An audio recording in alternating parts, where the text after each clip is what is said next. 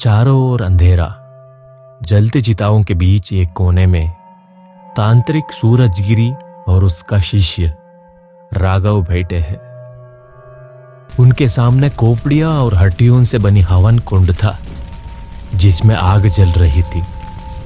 उन दोनों को देखकर ऐसा लग रहा था कि कोई अनजान शक्ति को काबू में करने का प्रयास कर रहे हो। तांत्रिक सूरजगिरी की आंखों में खुशी और उसका शिष्य राघव के आंखों में डर साफ साफ नजर आ रहा था। तभी तांत्रिक सूरजगिरी अपने शिष्य से कहता है, आज की रात तेरी परीक्षा है राघव। पिशाच सिद्धि तुम्हें शक्ति तो देगी, पर यह खेल जानलेवा भी हो सकता है। क्या तुम इसके लिए तैयार हो? तांत्रिक ने चीखते हुए पूछा। हाँ हाँ गुरुदेव, मैं तैयार हूं। जो भी हो, मैं इस सिद्धि को पाकर रहूंगा। तो फिर ठीक है।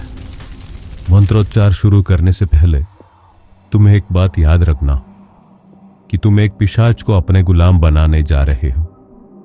यदि पिशाच गुलाम बनने के लिए सहमति नहीं दी तो तुम्हें उसे तुरंत वापस भेजना पड़ेगा। अगर ऐसा नहीं किया और तुम उसके सवालों के जवाब दिया तो तुम उसके गुलाम बन जाओगे। ये बात याद रखना।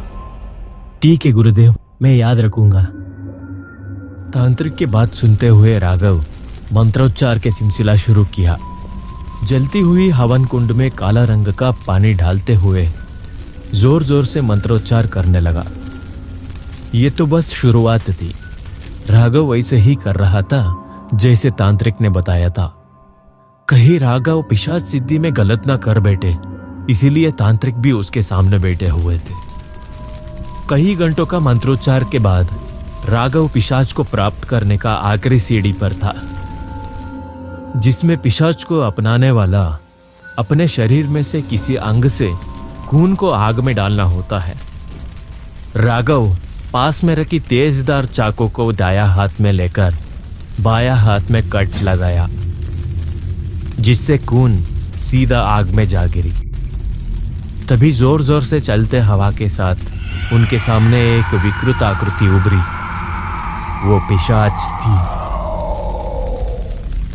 जैसे ही पिशाच राघव के सामने प्रकट हुआ, तभी वो कहा, मैंने तुम्हें यहां बुलाया है, अब से तुम मेरा गुलाम हो। राघव के इतना कहते ही पिशाच हंसते हुए कहा,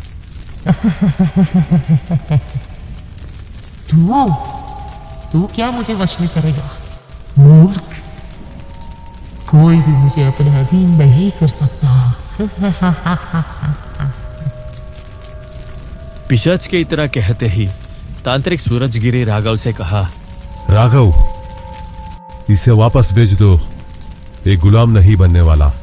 इसे वापस भेजने के लिए तुम्हारा हाथ से बहता खून के ऊपर पानी डालना होगा। तांत्रिक के इतना कहते ही राघव घबराते हुए हाथ से पास में रखी पानी को उठाने गया, लेकिन कांपते हुए हाथ से पानी नीचे गिर गया। तभी तांत्रिक सूरजगिरी ने हिम्मत देते हुए राघव से कहा, कोई बात नहीं राघव, कुछ नहीं हुआ, तुम डरना मत। मैं अभी जाकर पास के तालाब से पानी लेकर आता हूं। तब तक के लिए तुम शांत रहो और उस पिशाच के कोई बात मत सुनना। कहते हुए तांत्रिक दौड़कर तालाब से पानी लाने चला गया। इधर राघव और पिशाच दोनों ही थे। राघव के चेहरे पर डर साफ साफ नजर आ रहा था। तभी वो पिशाच बोलती है, राघव, अरे वो राघव, क्यों इतना डर रहे हो मुझसे? मैं तुम्हारा दोस्त हूं ना। खोल दो अपने हाथ में बंधा वो काला धागा। अपने दोस्त के लिए इतना भी नहीं करोगे? चुप करो पिशाच, तुम मुझे बातों में उलझा नहीं सकते। अरे इसमें उलझाने वाला बात क्या है? देखो, मैं तुम्हारा गुलाम बनूं या तुम मेरे, ये तो एक ही बात है ना। तुम ही सोचो। अरे मैं तो सोचा ही नहीं, मैं गुलाम बनूं या वो, एक ही बात है ना। इतना सोचकर राघव अपने कलाई में बंधी रक्षा सूत्र को निकाल देता है। पानी से भरा मटका को हाथ में लिए तांत्रिक दौड़ता हुए राघव के पास पहुंचता है। राघव का सिर जमीन देख रहा था। माहौल अब शांत हो चुकी थी।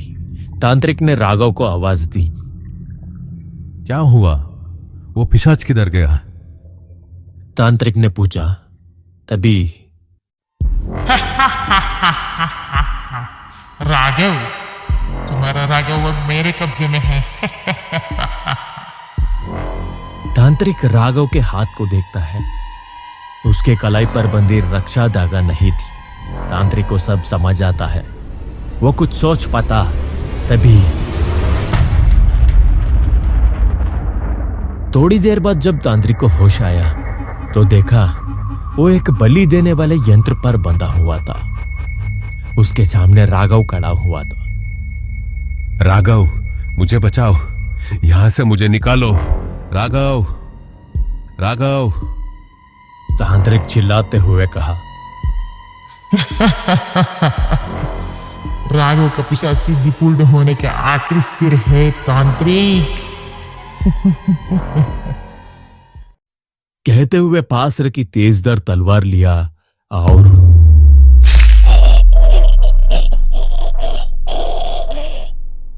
अगर आपको यह वीडियो अच्छी लगी हो तो चैनल को सब्सक्राइब करके बेल आइकन दबाना ना भूलें। और हां दोस्तों, लाइक करने के साथ साथ वीडियो को अपने दोस्तों के साथ शेयर जरूर करें। मिलते हैं अगली वीडियो में। धन्यवाद।